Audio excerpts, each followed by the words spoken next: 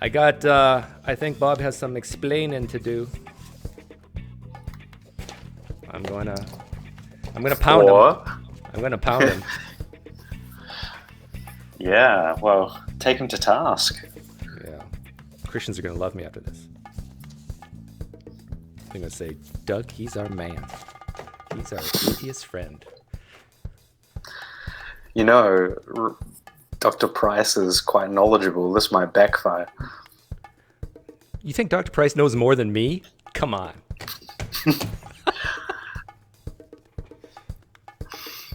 You have a master's, is that right? I have 2 master's degrees. Oh, you have 2 master's degrees. Wow. Yeah. I have 3 degrees. My wife has 3 degrees. They call us Mr. and Mrs. Fahrenheit.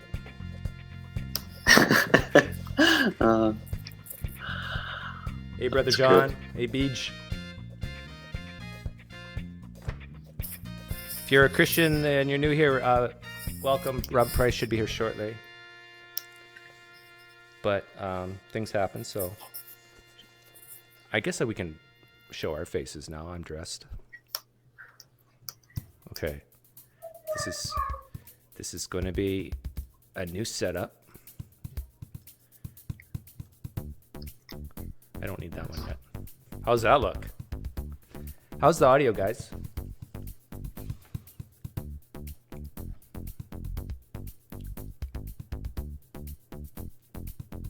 See all those books behind me?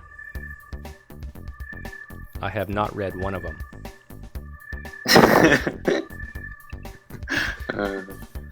Maybe because they're not real. They're real if you believe hard enough. Hey, this could be him. Let's see.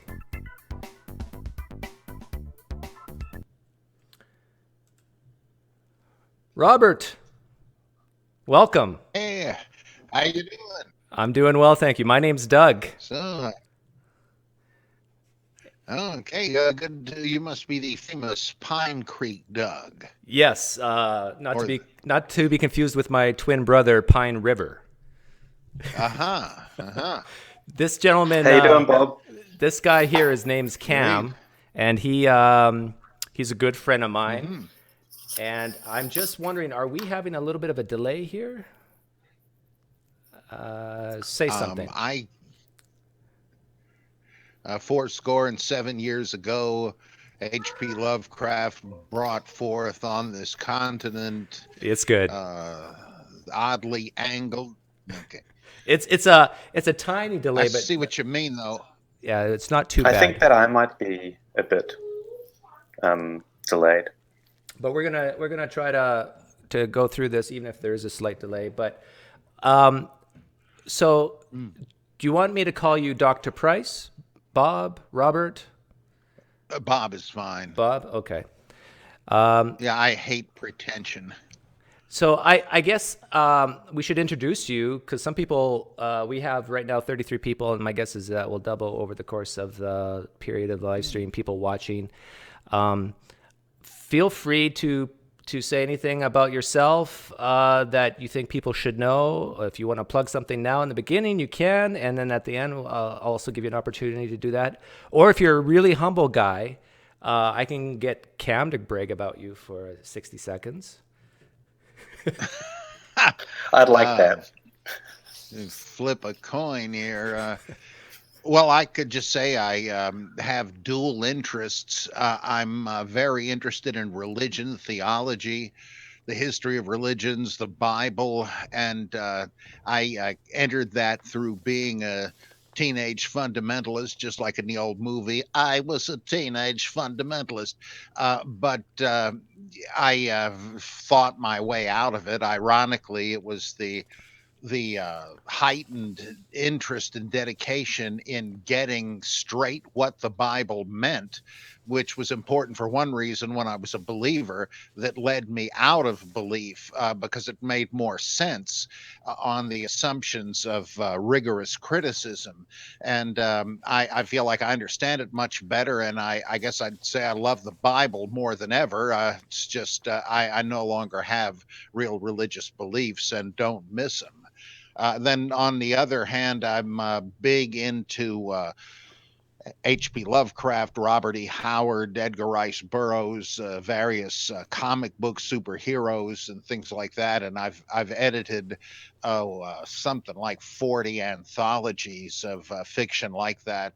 I write weird fiction, short stories, and um, my wife Carol refers to it as my Jekyll side and my Hyde side, but actually, I think there's a lot of continuity because it's very clear to me that modern superheroes are a seamless continuation of ancient mythology, and the same archetypes rule both, and they both religious myth and secular fantasy are ways of broadening the horizon of one's imagination. And so I really don't see them opposed to one another.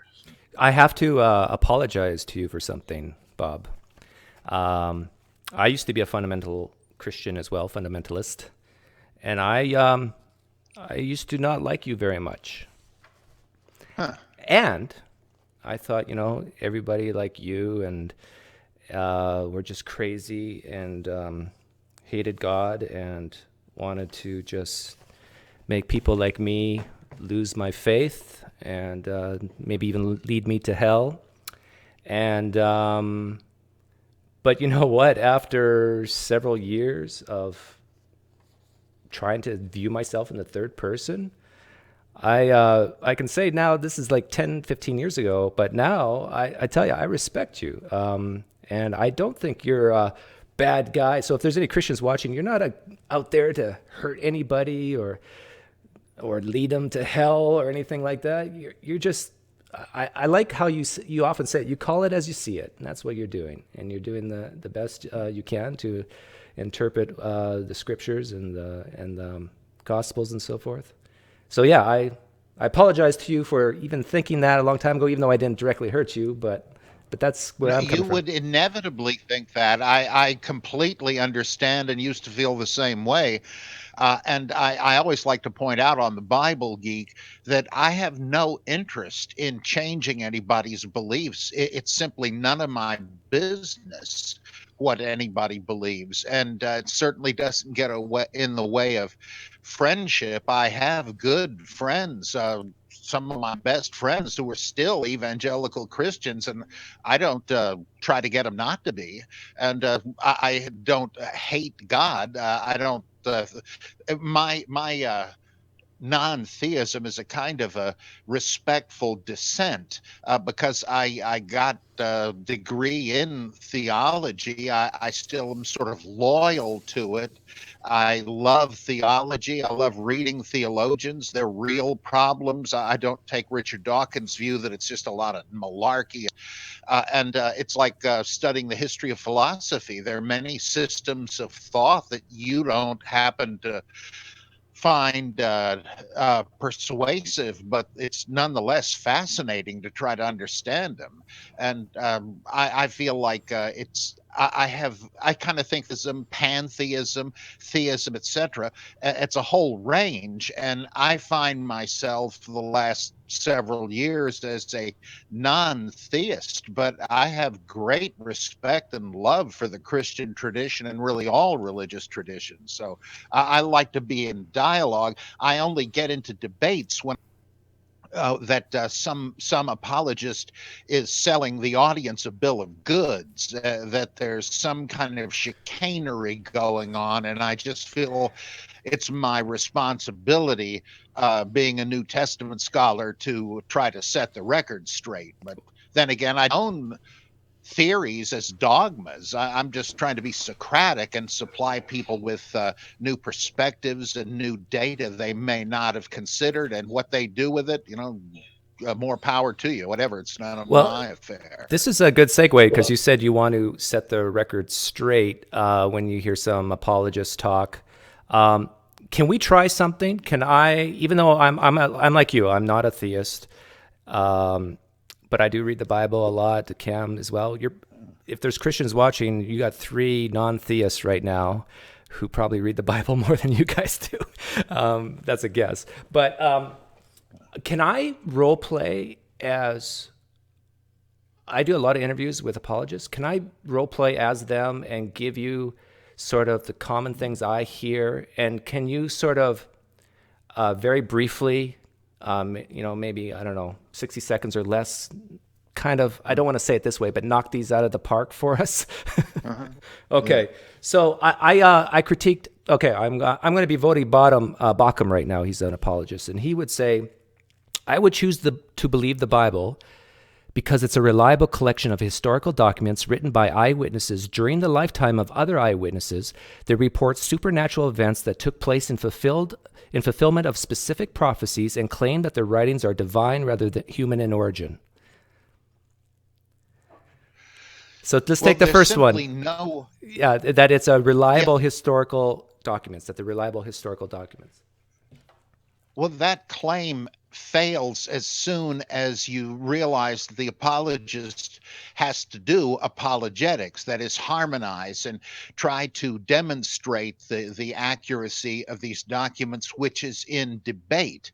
It's possible the Gospels stem from eyewitnesses, but there's no particular reason to think so. A couple of mid-second century people said so, but they're kind of unreliable on other matters, Papias and Irenaeus and so forth.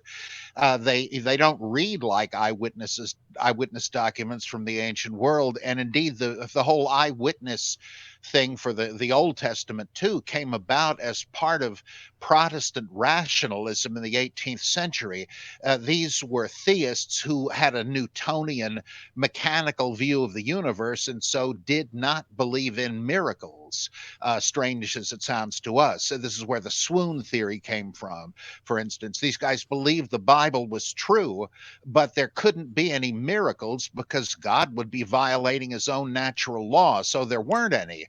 But the stories all happened.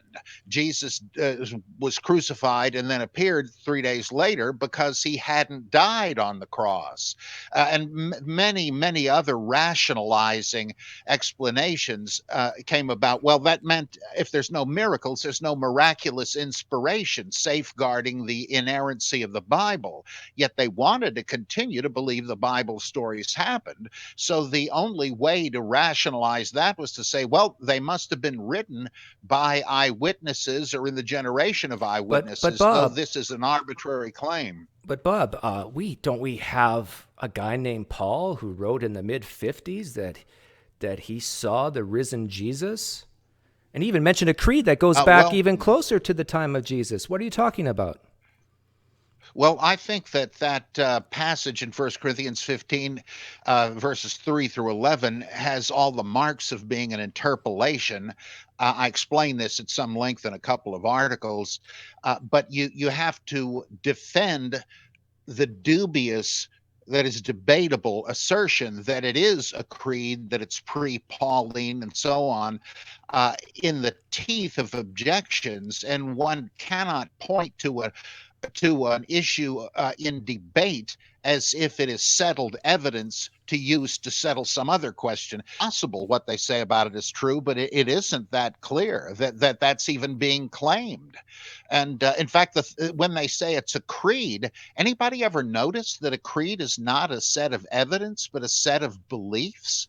And so if you say, well, I believe that, he appeared to this one and that one, well, a lot of people do 1900 years later. Suppose you did have someone who you knew was a contemporary. How is that different from Oral Roberts saying that he saw Jesus the size of King Kong standing beside his prayer tower and telling him to get the donors to give more money? I don't know that didn't happen either, but someone's claim is not enough to settle it. And apologists seem, though not realizing it, to simply be proof texting these statements from the Bible as if that were sufficient reason to believe them.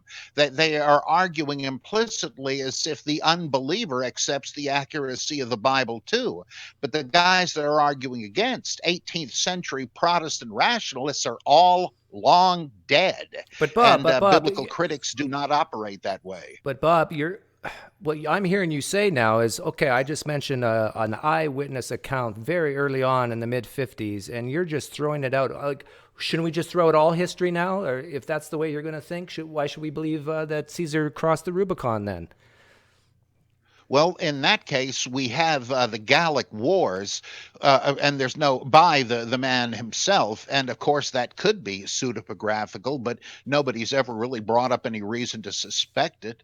But in the broader sense, all history is tentative and provisional unless somebody has a time machine. And there are things that you swore all your life were true that turn out not to be. George Washington, not the first president of the United States. That was Elias P. Boudinot, the founder of the New York Bible. He was the president of the Senate, which is all there was before the Constitution. But that made him the president of the United States under the Articles of Confederation. I love to tell students that. Or when was independence declared for America? Yes, John Adams told his wife, in the future there'll be fireworks and parades on July 2nd, because that's when the Continental Congress voted to declare independence. All these things, they may not be true. Did Martin Luther nail the theses to the Wittenberg door? Apparently not, etc., etc. These may be minor details, but with all manner of things, the historian knows some weird thing may come up. You never really know, and all historical judgments are probabilistic, provisional, and tentative, but apologists are rooting for one side. They're in a game and they're fans of one side. They want certain things to be true, whereas the more objective historical approach is to say, we're trying to find out what is true, and it's not that likely we'll ever be sure. You sound, So Bob, there's the whole approach. Bob, you sound to me like you're just highly overly skeptical about these things. Like, why would anybody make this stuff up? Like, you look at the Gospels, we got women going to the tomb first. Like, who would make that up since the status of women was so lowly back then? Well, on the one hand, in rabbinical law, women's testimony was accepted, contrary to apologist assertions, when it dealt with their area of competence, which had to do with burials and mourning for the dead and so on. And so there wouldn't have been any problem there. But in fact, to me, it seems much more likely that these stories were made up as part of the women's ritual mourning for the dying and rising god. We know of similar stories of Isis and Nephthys seeking the body of the slain Osiris, Cybele looking for the body of the slain Attis, and so on and so on. Anat looking for the corpse of Baal, and then ultimately they rise from the dead. The stories are so similar, and the Zitzim Laban, the context in which they originated, was always a ritual one for the yearly Good Friday vigil and Easter morning ceremonies, though they didn't call them that. It's very easy to see where these stories would have come from. They're really being misused as evidence for the resurrection. Once again, it was a ritual thing implying faith and growing out of it, not evidence, not exhibit A to establish these things as historical. Well, but I have to say, the consensus of biblical scholars is that the tomb was empty, Bob. And this is what really counts. So are you saying now that you even doubt there was a tomb and that it was empty? Yeah. I guess I am, because the whole story is aiming at a resurrection. It's like these stories, the passions of these other dying and rising saviors. Um, Craig and Habermas and others say, now look, everybody agrees that Jesus was crucified under Pilate, and Joseph of Arimathea buried the body in his tomb, and that the women came to see the tomb to anoint him, and they found it empty. Well, if you're going that far, why should you suddenly jump the track and say you don't believe in the resurrection? This is like saying that there must be an emerald city of Oz, because otherwise, where does the yellow brick road lead? These things are all part of a story, and of course, the preceding events are written to lead to a particular finale. That you don't the empty tomb is not the only thing to doubt. Is there any reason to accept what these documents say about all the preceding stuff with Joseph of Arimathea, Mary Magdalene, and so so on. No, I mean, it might be true, but even then you've got to Well, yeah, wonder Bob, about the we contradictions. have many reasons to believe that we should believe the things in the Gospels. I could name several prophecies: Daniel 9:9, Zechariah 9, Isaiah 53, Psalm 22. We have prophecies written centuries before the fact. Do you just discount that? Oh, yes, I do, because there are no such prophecies. It's dubious as to whether there are any messianic prophecies at all in the Old Testament. Many of those texts are royal birth announcements and enthronement oracles, and because there are many other ones in neighboring cultures that sound just the same. Oh, the divine Son is now going to rule and even rule the nations, and there'll be peace, and animals will be tame, and people will have long lifespans. It's just common court rhetoric. Then, like Isaiah 53 is not even in the future tense, nor is Psalm 22. And we have a pretty good idea of where these texts fit into ancient Israel and Judah. You can only make them into prophecies of Jesus or any Messiah at all by a process of ventriloquism, by reading Christian doctrine into them, which is what the New Testament authors did. They find one that seems to be about this in the original Old Testament context. Nobody ever has. Okay, so it sounds to me that you're so skeptical that you're saying that none of the New Testament's even written by eyewitnesses, or probably not, and that this is just all storytelling. But answer me this, Bob. We have the largest religion in the world today called Christianity. We have, not even just in the Gospels, but in other documents, people attesting to their lives being changed, that they radically changed. You're saying their lives changed just based on a story? In fact, they died for this belief. You're telling me that they just died for a story? Well, I remember couple of years ago, a Mormon elder, in the wake of this genetic experiment, this DNA thing that showed that there is no shared data between American Indians and Semitic peoples, which pretty much deep sixed the whole Mormon narrative of the American Indians being transplanted, Hebrews, and so on.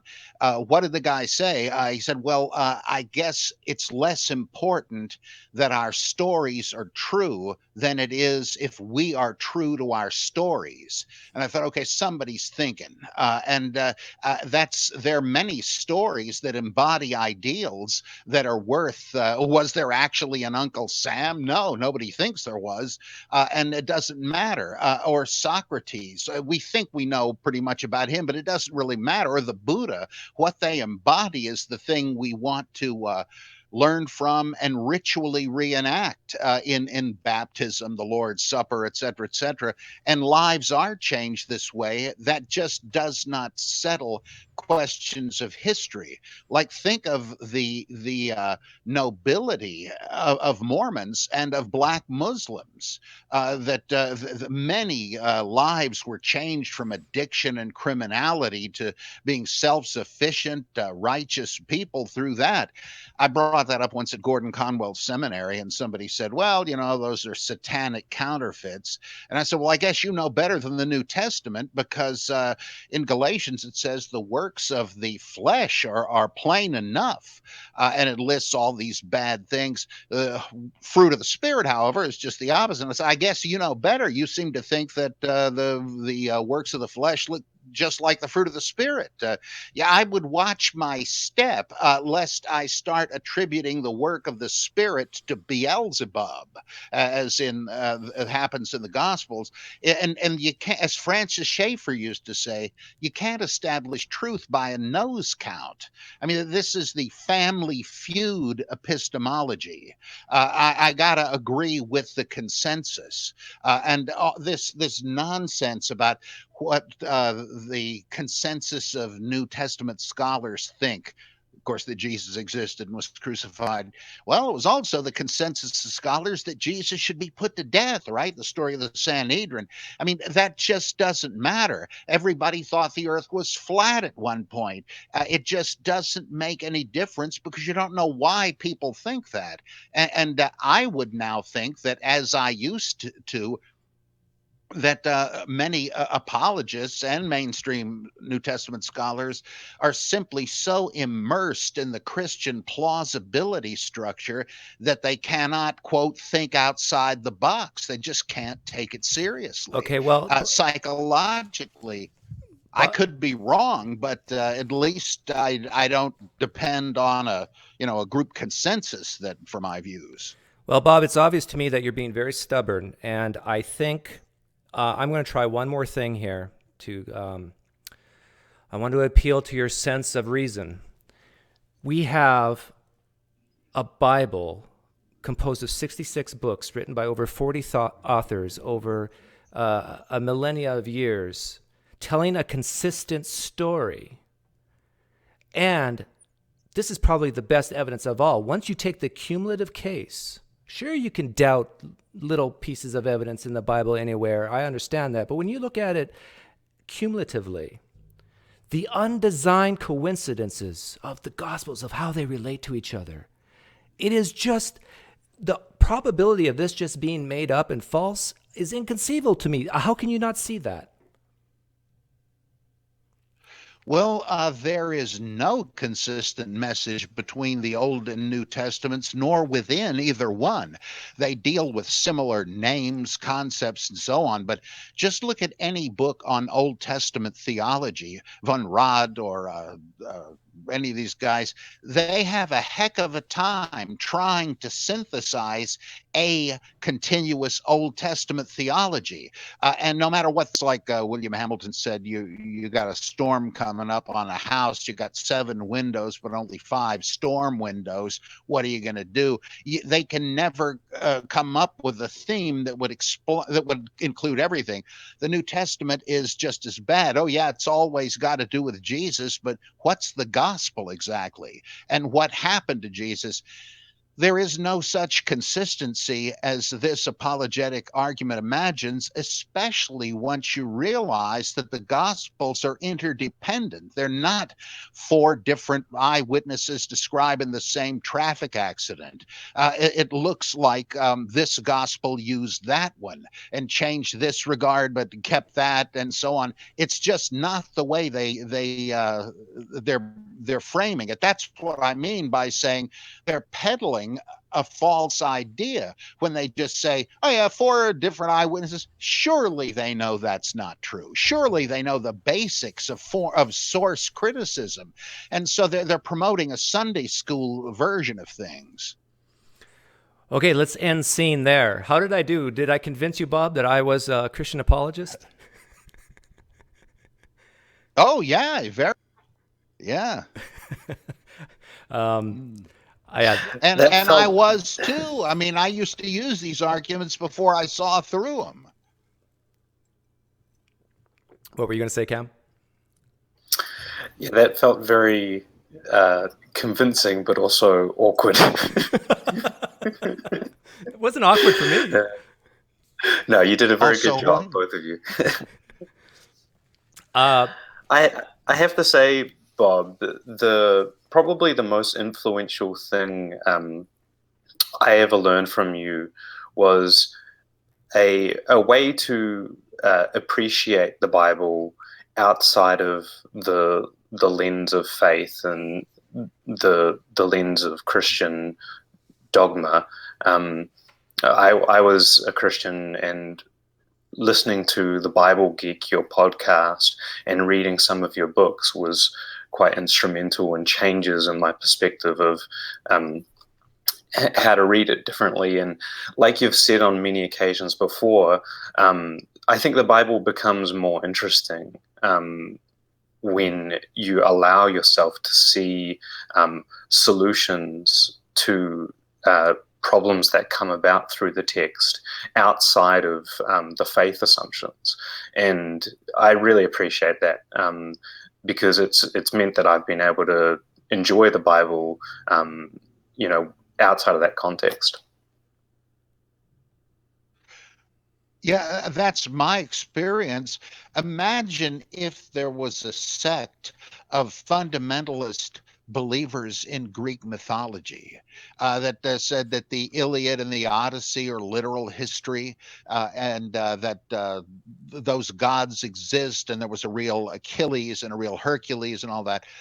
And they wanted this taught in schools. The people that would object the most strenuously would be classicists who love the Iliad and the Odyssey. They're saying they would say you're making a mockery of this.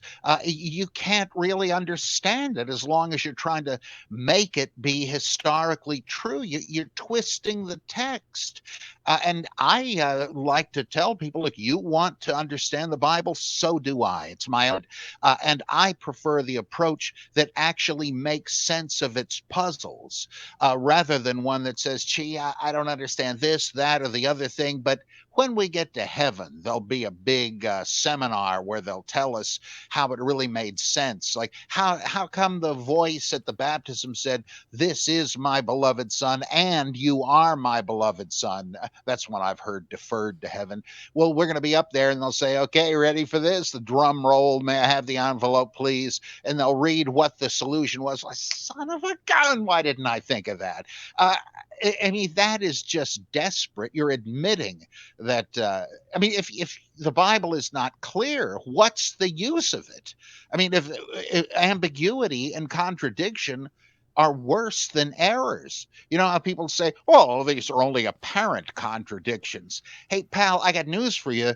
If your view of the Bible's authority is the plain sense of the text, the apparent meaning is authoritative, apparent contradictions are the deadliest kind.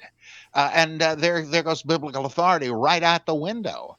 And so I feel like taking the high ground. I am the champion of the Bible, not those who insist on making an idol of it.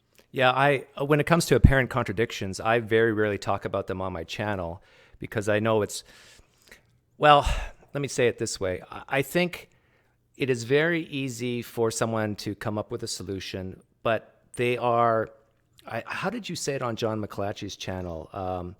You said, ask yourself a question. If you're coming up with an explanation just to get you out of a tough, tight spot, maybe you're not really that concerned about the truth or something like that. I'm paraphrasing you. Yeah, that's right. That raises the big question of your presuppositions or your paradigm or your plausibility structure. You know, there's these tortured attempts to get out of the problem of who did Peter speak to when he was denying Jesus. It's different people in the different gospels: a maiden, a guard at the door, some soldiers, some guy, etc. And if you try to get them all in, as Harold Lindsell said, you got to have at least 6 denials of Jesus, even though no gospel says that, right? Every one of them says 3 denials. Jesus doesn't say, you're going to be denying a blue streak, at least 3, probably 6 denials. Why does it not say that? But how does this look good to Harold Lindsell? How can he say this with a straight face? Well, because given what he wants to believe, his overarching framework of biblical authority, the 6 denials thing sounds quite plausible to him because it backs up his main criterion. But if you're just asking, well, wait a minute, let's be like Martin Luther and interpret the Bible as we would any other ancient document, according to common usage and vocabulary and all that, would we really think that that is a likely reading? And ever and again, the apologist is just circling around, and rather than seeking the truth, he's already got it in his back pocket. Yeah, I that's exactly right. If there's any apologists listening right now, and I think you'll actually agree with what Bob is saying, what I'm about to say, is that you have already decided what is true, and you're committed to that. And apologetics is defending it. You're defending what you have already committed yourself to. So this is not a truth-seeking. Apologetics is not about truth-seeking. It's about, hey, I already got the truth. Let me defend it. Cameron, you want to say something? Yeah, my way of thinking about the implications of their solutions to these apparent contradictions is to ask the question, if it really were the case that the combined version of these accounts occurred, why is it that the text only says these small little pieces of it? So, for example, if it was really the case that Judas hung on a tree, fell, and then his guts spilled out, why is it that Acts only says that his guts spilled out, and the other account in, is it Matthew, says that he hung on a tree? It's these kinds, you're only really creating problems for yourself. And if you never actually ask those questions that arise, you are short-circuiting, and you're just accepting what is easy, and not what is hard. It's like the old slogan, my mind's made up, don't confuse me with the facts. That's not really a caricature, because most people who like the apologists and clap for them at the debates are more than happy just to swat these problems away like gnats. They're not really curious about what the deal is with Judas. It's just we want to get this off the table because it's embarrassing. We'd like to go back to our dogmatic slumber from which we've been momentarily aroused. And that's just not intellectually honest. I loved so much about InterVarsity that they were always talking about being intellectually honest, and I still. I look back fondly on my involvement with them and reading all their books and all that, but I came to realize they're the ones slanting the thing. They don't realize it, but they're sort of deceiving themselves, and this is a good example of it. Whereas if you say, well, wait a second, isn't it interesting that the version in Acts where he just bursts open like a week old corpse from the gases and his guts fly out. This looks an awful lot like the description of Antiochus Epiphanes' death in one of the books of the Maccabees, with which Luke was certainly familiar. And then you think of the Matthew version where he hangs himself.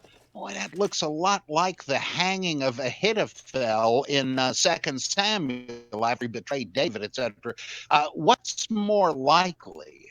That he took that he hanged himself from a string on the edge of a precipice and then hurtled down to the bottom and just splattered. That doesn't fit either story. I mean, is that really likely when you've got a live option that it's just taken from these other stories? Nobody knew what the heck happened to Judas, which is probably because there wasn't any Judas. This is a great segue. Yeah, and the point is that it doesn't, the combined theory just doesn't explain why Matthew and the author of Acts tell their sub details. Hey guys, yeah, why would it differ that much when both are little capsule summaries ostensibly? hey Bob, I was watching HBO Rome a couple nights back, and one guy was talking to another guy asking for marital advice about women, his wife, and he said, well, with women, you got to speak very gently and tell them that you love them. And so I think that's the perfect strategy when it comes to Christians and the historicity of Jesus. You got to speak very softly and gently and tell them that you love them, that you care about them. So I want to talk about sort of, even at least to have the believer, the Christian, understand where guys like us are coming from by taking it off the Bible and putting it onto something else. And so let's say I gave you a book, Bob. It has no title on it, no publication in the front cover, anything like that, just the text inside. And I asked you to read it. And then I asked you to tell me, how would you determine whether this book belongs in the history section of the library or the fictional novel section of the library? What things would you look for in that book? Well, I'm thinking of what Kata Hamburger, a German literary critic, said, and I can't think of the name of the book now, but she said that you can generally tell because in fiction the narrator knows things that are not apparent from or explicitly drawn from any record. Like the worst case would be when the narrator seems to know what a character is thinking without them having said it, or descriptions of individual scenes. Somebody enters the room and they do this and they say that. A historian couldn't know such things. And if we see one of these docudramas on TV, the very name the very term implies you're fictionalizing history because you've made it look like you're viewing people talking in a room. Historians don't have that information. I like what Hermann Gunkel said in his commentary on Genesis. He says that according to Exodus, the Hebrews were in Egypt for over 4 centuries, and we hear nothing about it except that they were there and initially honored, eventually oppressed. And yet, the biblical writer knows about kitchen table arguments between Abraham and Sarah about Hagar.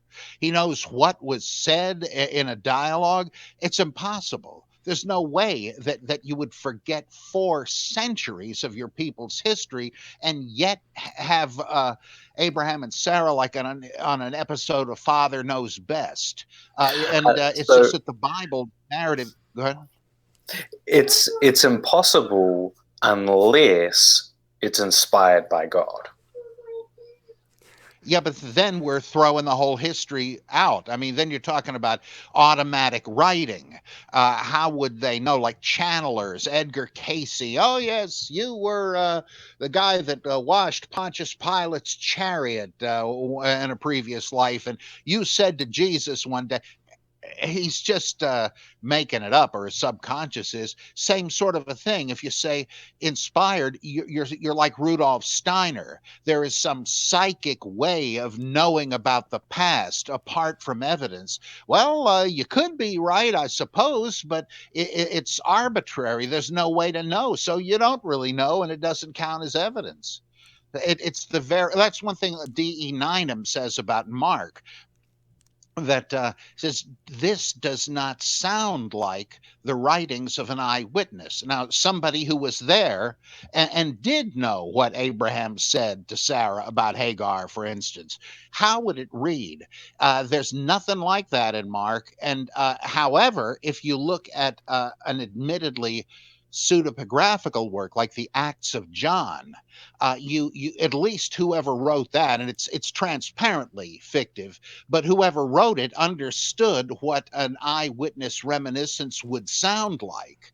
John says, Brethren, let me tell you some of the things that happened when I was with Jesus. Once I was walking beside him on the shore of the Sea of Galilee, and I noticed that his feet left no footprints. Once I reached out to touch him on the shoulder, and my hand went right through as if he were a ghost, etc., etc. This stuff didn't happen. Nobody thinks it did, but at least this guy knew what it would sound like. It would be like table talk, and like of Martin Luther or Hitler or any of these guys. Oh, I remember when the Führer said so and so, and that's what Mark does not sound like. It's just little stories, little anecdotes that are just like those of the Greek philosophers or myths, even. It's not that kind of a genre. Even the supposedly historical narratives in the Old Testament, King Samuel and so on, they don't sound that way.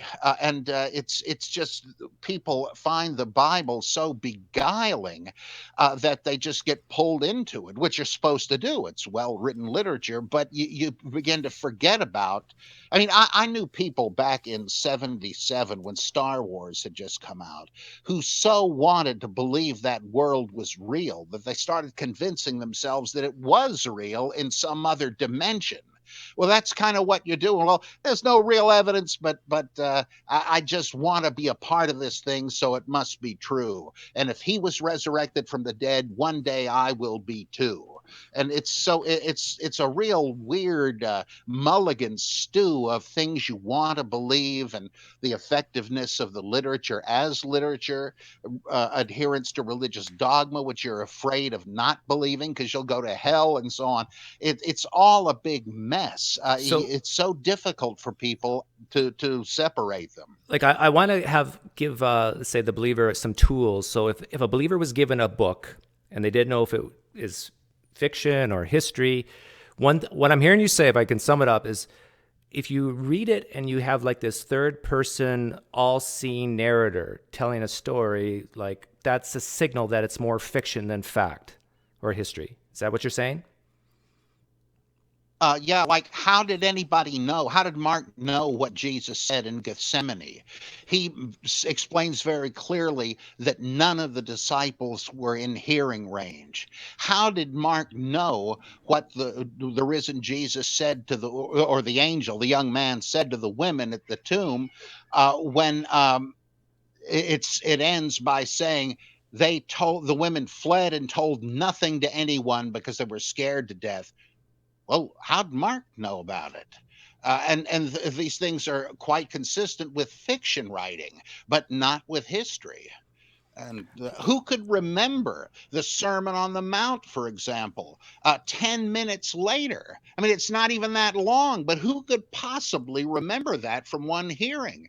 And just again and again, does it fit into reality? Where would this narrative have come from? Yeah, Who and would have I known or think remembered these things in such detail? I think a lot of Christians would agree with that type of idea when it's not the Bible. Like if you have this book and you're trying to figure it out, if you hear this all-seeing third person. But here's another one I have. Tell me what you think of it. If I was reading a book and it said in 1970, Paul needed some information and he Googled it on the internet, I would say, wait a minute. There was no internet, there was no Google in 1970, so this is not historical. Is there anything like that we have something that just doesn't fit for that time period in, let's say, the Gospels? Which is the best one in your opinion? Well, yeah, I'd say the best is in the Gospel of John, where in chapter 9, the man born blind, he forthrightly tells what happened to him, and they ask his parents, "Is this true?" He says, "Hey, leave me out of it. He was there, ask him." And John says, "Well, that's because the order had already gone out that if anybody believed in Jesus, they're getting kicked out of the synagogue." But then 7 chapters later, I think it is, somewhere in the Last Supper, Jesus says the time is coming when when you'll be kicked out of the synagogue for believing in me. What do you mean? It's already the case, isn't it? And this and various other things in John are ways of saying, okay, here's what's actually happening in our day, you and me, reader. But let's have Jesus address it. Just like on billboards you've probably seen where it has some smartass remark and it's signed God. Like if you think it's hot today, then keep cursing and you'll see how hot hell, cursing at the traffic, and then you'll see how hot it is in hell, signed God. I see this, and there are loads of these. And I think, is that in Isaiah? Is that in Jeremiah? Where does God say this? Well, the people writing it don't seriously believe God whispered this in their ear, and they don't think you're going to believe it. It's just a license, and that's what they're doing in the Bible. It's not really a question of, oh my gosh, I left this loose end. Now they're going to realize this is bunk. No, you just have to understand that it's literature, and anachronism is often an instance of that. any place where Jesus speaks of how the disciples can expect to be persecuted, that seems to me anachronistic. He's already treated as if he's some kind of outlawed heretic, when, in terms of what actually happens in the gospel stories, he's not. He's just a popular preacher. And you begin to realize, yeah, there is an anachronistic overlay to make it easy to apply the wisdom imagined that Jesus had to our problems. So anachronisms are not just goofs. They're often pointers to say, you see the relevance of this, and so that's another sign of it being fictive. Is there something simpler? Like I can imagine Christians interpreting their way through that, but is there something like, I remember hearing you say something like the term rabbi didn't become popular until late first century, and yet here the apologists are claiming that Jesus is known as rabbi before then. So how is that possible? That'd be like my internet example in the 1970s. Yeah, that is a big problem, as is the whole question of Galilean synagogues. There's no evidence that there were any, and this there were in Judea, and there were in the Mediterranean diaspora. It's there's no reason there shouldn't have been, but archaeology doesn't give us any evidence. Now that might change, but it's a little surprising given the number of them that the Gospels imply. But there were in the time after the fall of Jerusalem, when the Gospel writers were working. So that is naturally explained as saying, well, they just pictured circumstances of their own day. They weren't in a position to know things were different. Another one is in Matthew 23, when it says, listen to what the scribes say, because after all, they occupy the seat of Moses. That appears to be a second century development from Jewish sources, which implies Matthew's writing decades after the supposed time of Jesus. Or my favorite, Jesus tells the crowd, whoever would be my disciple, let him take up his cross and follow me. Now, that surely presupposes that the reader knows that Jesus went to the cross, and you may have to be persecuted the same way. First Peter puts it just that way. But could Jesus have said this pre-crucifixion to just a bunch of hillbillies in Galilee? What the heck were they supposed to think? Well, of course, it's not aimed at them. It's aimed at the reader who knows Jesus was crucified. So there's an anachronism which makes it pretty darn clear. The real point is Jesus is saying this to you, Christian reader. And whether he ever said it, I know some people will say, well, this could have been a zealot recruiting slogan. Yeah, as F.C. Bauer said, anything is possible, but the historian wants to know what is probable, and that ain't. So Cam, we got two. So we got this book. We're trying to figure out if it's historical, more fictional. We got two so far. This third person narrative. We have anachronism, which is just a fancy word saying that something's not fitting in for its time period. Can you think of any other things that you would personally use? Yeah, so there's a couple that you find commonly in fictional literature. For example, the usage of literary devices, like plot devices, for example, dramatic irony, or the usage of symbolic names that help interpretability of the story. An example specific to Mark would be Mark's use of what scholars have called Markan sandwiches, where you have an outer narrative enclosing an inner narrative, and they are meant to be interpreted together, and with each part helping to understand them both. Are there any others like that you can think of with respect to the Gospels? Well, I love the thing with the names. Of course, many names that people really do have are symbolic, but you have to wonder, like, in John 3, a character is called Nicodemus, and it says he is a ruler of the people, which just happens to be what the name Nicodemus means. Or there is this tax gatherer who is explaining that he gives away half his income and all that stuff. His name is Zacchaeus, which seems to come from the root Zacchae, charitable giving. Martha is the hostess, and her name means lady of the house. Jairus's daughter, Jesus, he goes to Jesus asking him to raise her up from the sick bed. And what do you know? Jairus means he will awaken. And so on down the line, you start wondering, or Judas Iscariot.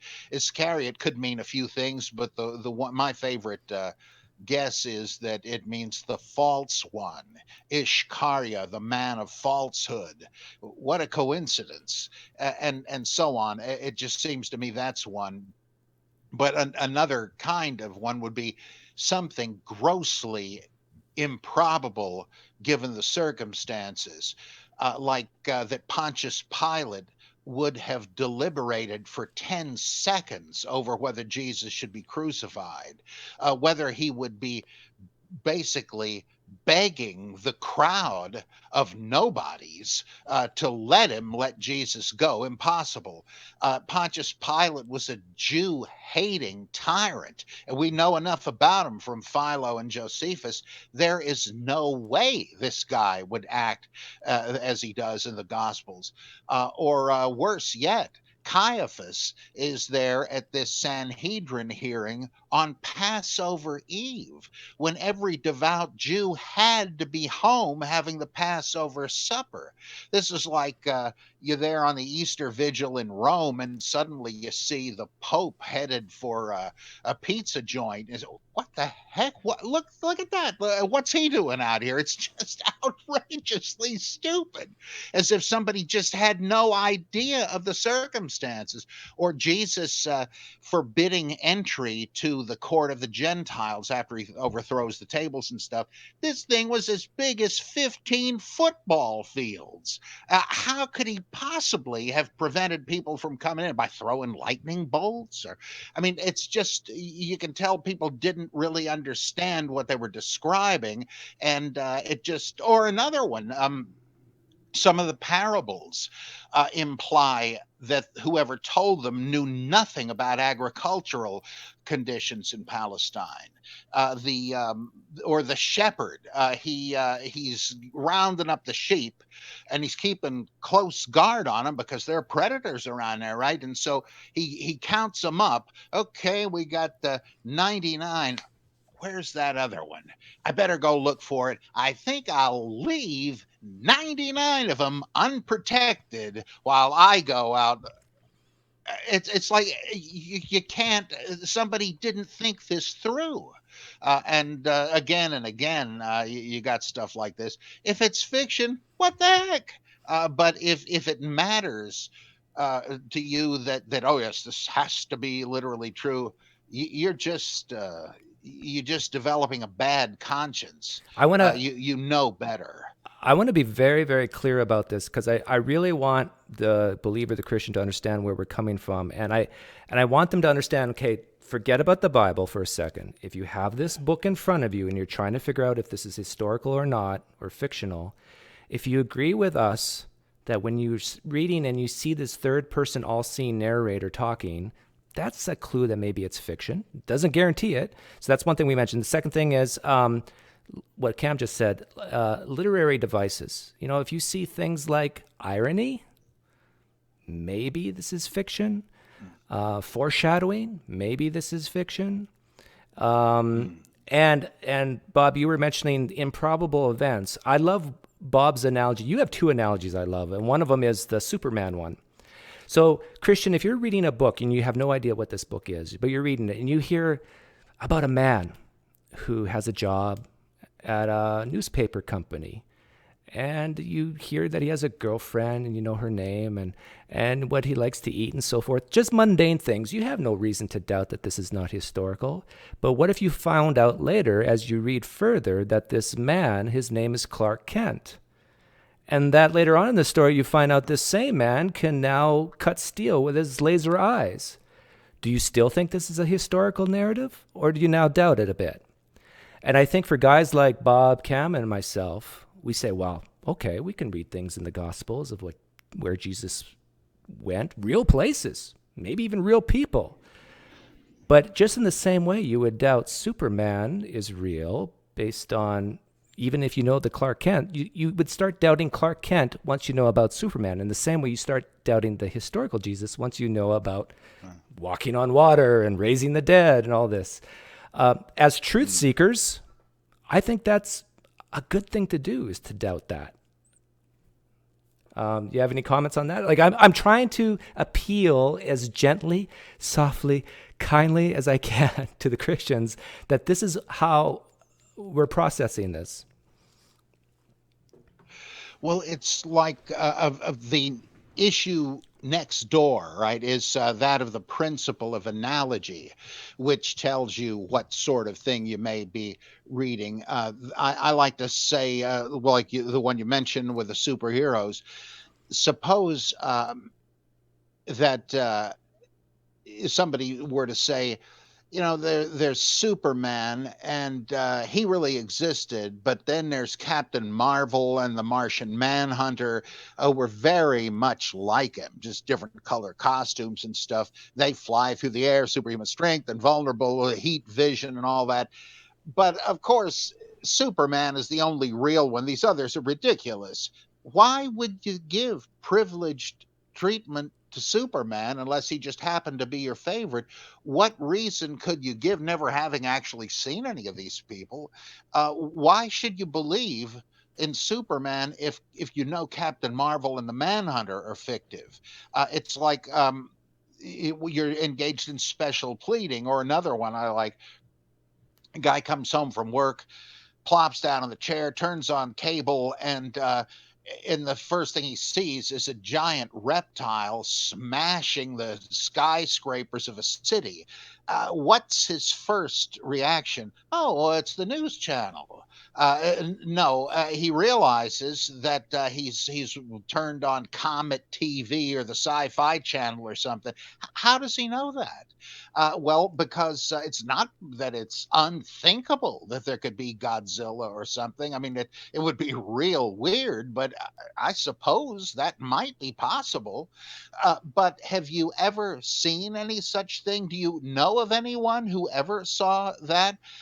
No, but you have seen plenty of Toho Studios monster flicks. And you say, boy, he's got plates on his back that are odd shaped, and he's got this radioactive breath. Kind of reminds me of Godzilla. Is there any reason to think it's not Godzilla? I mean, surely you'd say by analogy, right? This doesn't fit any news I've ever seen, where if it happened, it would surely be prominent. But it fits like a glove to all these cheap monster flicks. Well, I don't know, but my guess is it's got to be a monster flick, and that's the same thing. If you read a story about some guy walking on water and so on, and his name is uh, Melvin instead of Jesus, you wouldn't give that any thought. The TM people that claim that they can levitate, you wouldn't take that seriously for a split second. But somebody ascending into heaven after 40 days, well, that really happened. Why? Because you have this vested interest in believing this is an infallible narrative. But if you don't care about genres and what distinguishes them, but if you get into apologetics, I'm afraid it becomes your job to care. You've got to raise these questions and explain why it really is Godzilla or Superman really exists. And I just think I appeal to Christians to say Christianity is supposed to be about the truth, right? Yeah. Can you really say that's what you're interested in, or don't you just want your favorite story to be true? So I think part of the difficulty, and I can sort of empathize, because as a Christian at one point in time, I hadn't actually read much literature from the period in question.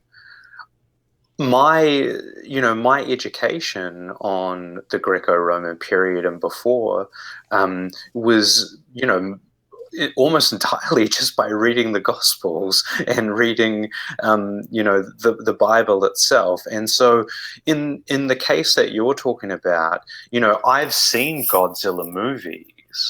So I have that analogy. But with respect to the Bible, when I was a Christian, I hadn't read any translation fables. I hadn't read any stories about Romulus or Inanna or Mithra, or like any other type of figure who was, believed or placed in history, but yet had these magnificent tales told about their passions and their struggles or their deaths and their raisings or any of these other types of details. So the analogy just wasn't there for me, and Right. I think that that's part of the problem, is that because they already have the belief, it also makes them reluctant to really truly investigate those things. And for them, if they read about it, it doesn't count as an analogy because there are always differences one can find between the stories. And yeah, that's my understanding of and my empathy towards why it's hard for the principle of analogy to apply to the Gospels. Well, I think it does if you know about it, but you are completely right about how you wouldn't expect the average intelligent Christian to know about this stuff. Why should he or she? So I think you're right. It's just that's why I say I'm only interested in confuting the claims of apologists who must know better, and therefore just trying to uh, reassure the faithful that they needn't worry about this. When if you pretend to have any scholarly interest, you better worry about it. And Yeah, I but completely yeah, that's agree. right. I mean, I don't think you should look down on the people that don't know about this. Of course, why would they? So Yeah, I think that the apologists are they're doing like what I was saying before. They don't allow the analogy because there's always some way to explain it away. There's always some difference that they make to be of central importance between the accounts, that they can't see them as being in the same group. I want to do a speed round now, Bob. Are you okay with speed rounds?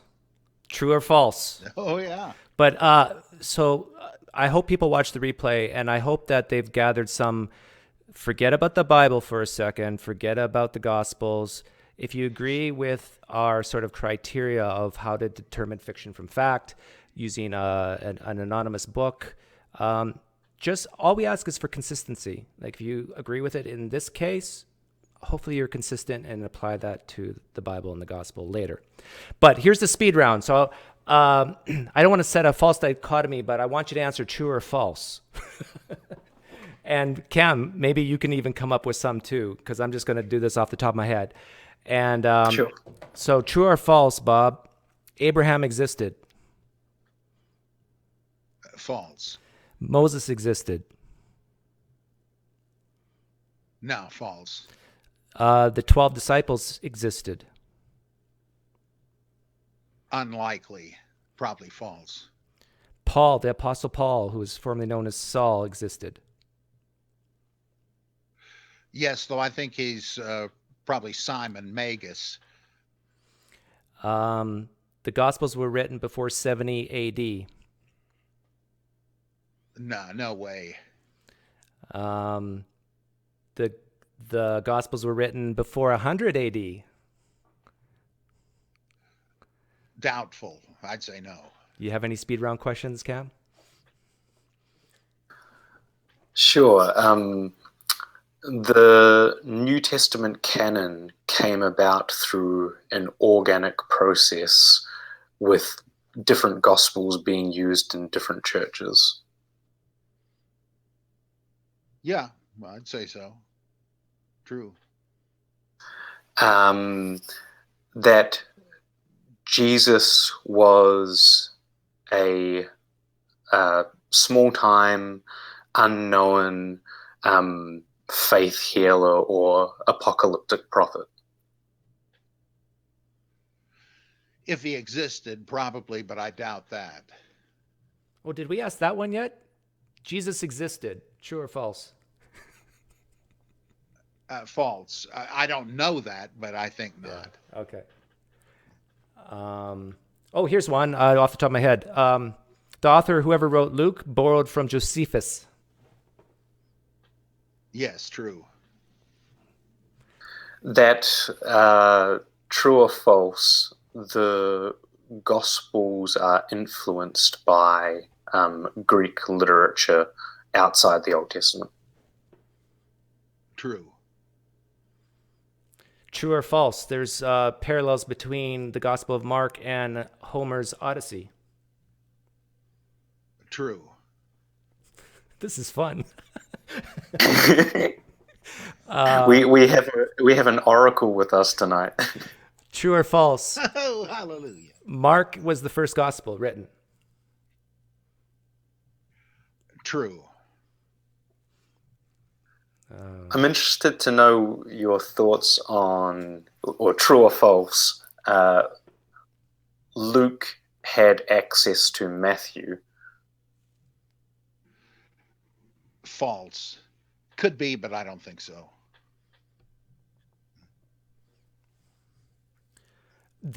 True or false? The Jesus talked about in the Gospels is really the Jesus of 66 AD named Jesus Ben. What's his name, Cam?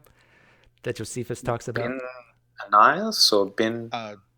Jesus ben Ananias. Yeah.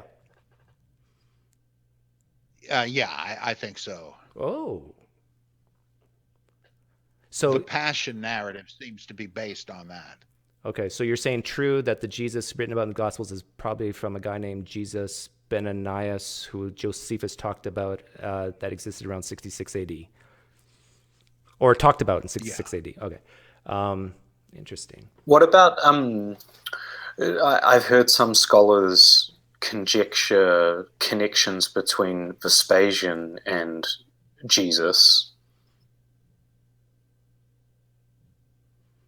I don't know about that theory. Is it a matter of when Jesus would have lived, or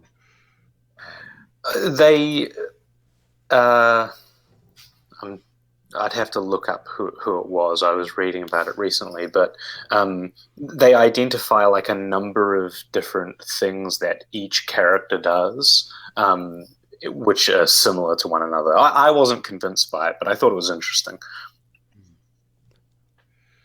Well, I know Joe Atwill thinks that the Jesus character is somehow supposed to be the Emperor Titus, but I find the theory kind of confusing.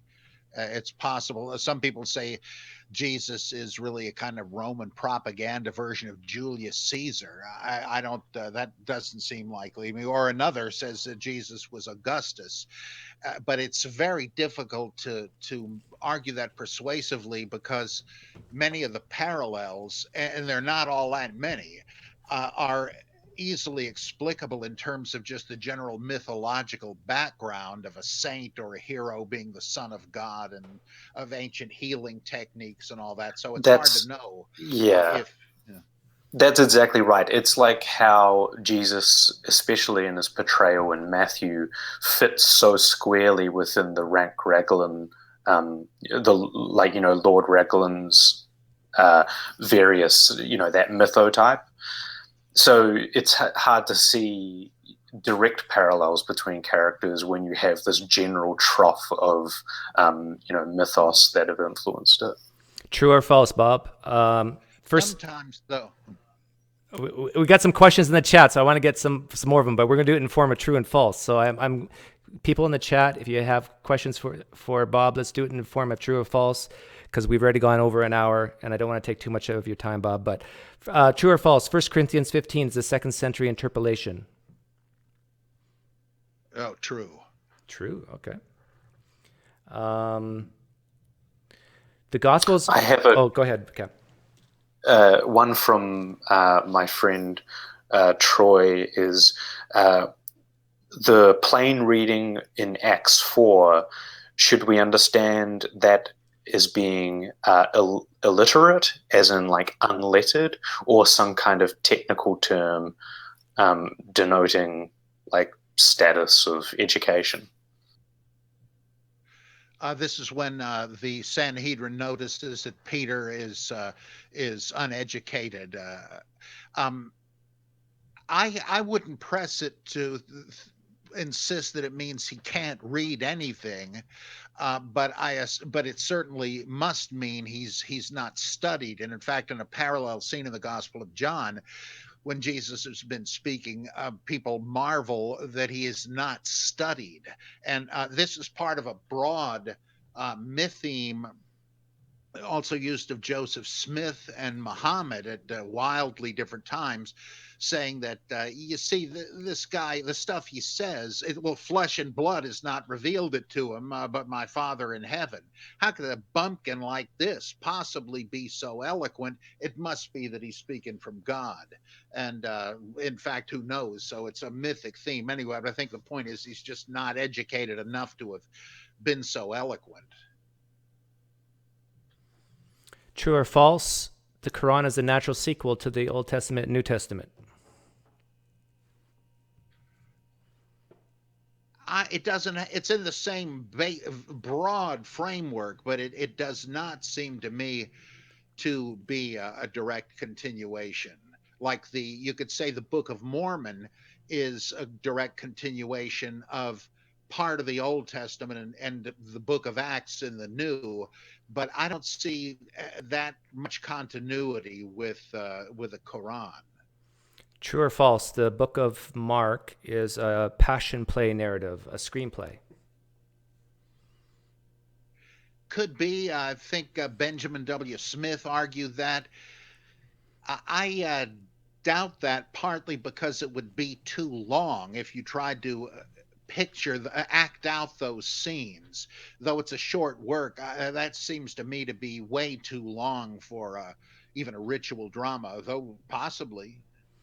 Yeah, my question around that is when you see within Mark that it has all of these A, B, C, B, A type of intercalation structures, they seem to be more literary than something that you would act out. That was my naive thoughts on it. True or false? Yeah, you're right, the chiasm business. True or false? God exists. False. True or false? There is more evidence for Jesus than Julius Caesar. Oh, false. These are coming from the text. True or false? We have contemporary evidence for Jesus. False. Even if Josephus is authentic, he didn't live at the same time, though it's no question it's an interpolation. True or false? The Q source existed. True, I think. Okay. True or false? You have a book coming out soon. Yeah, I think before Christmas we're going to get volumes 2 and 3 out of Holy Fable. The second one, the first one was Holy Fable, the Old Testament undistorted by faith. The second one will be the Gospels and Acts undistorted by faith, and the third, the Epistles and Revelation undistorted by faith. It won't be the same publisher because he got sick of my political views and didn't want to be associated with them, so I'm putting them out myself now. Oh, good for you. Cam, when you hold out up his book, you're supposed to wave your hand. Ah, there we go. Yeah. And also show a little cleavage. Have some respect. Is there anything else you want to plug or promote? Your website? How can people find you? Like, let's say there's a Christian out there who is not fundamental or dogmatic, but just wants to, maybe learn a little bit more. What's the best way to reach you? Well, my email address is criticus, CRITICUS, at AOL.com. So I'm happy for people to email me directly. I do have like an archive of various sermons, short stories, articles, and such columns on my website, robertmprice.mindvendor.com.